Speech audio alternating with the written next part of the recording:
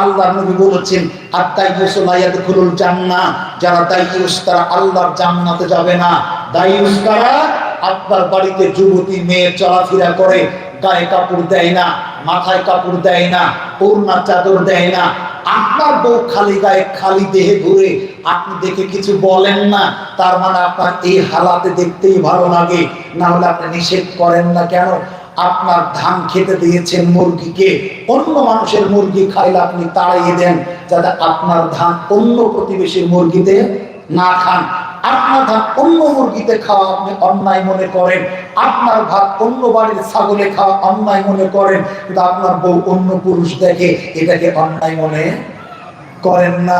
যদি অন্যায় মনে করতেন, আপনার ভাত যেন অন্যের বিড়ালকে খেতে না দিয়ে তাড়িয়ে দিতেন, আপনার ধান যেন অন্যের মুরগিকে খেতে না দিয়ে তাড়িয়ে দিতেন।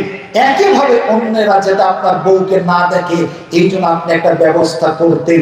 করলেন না যেহেতু, বাধা দেন না যেহেতু, গায়ে মাথায় ওড়না চাদর দিতে বলেন না যেহেতু, সেটা আপনি এইভাবে চলাতে পছন্দ করেন। এই জন্য আপনি তাইয়্যিস, আপনার হজ উমরা জাহান্নাম ঠেকাবে না, আপনাকে নিশ্চিত জাহান্নামে যেতে হবে।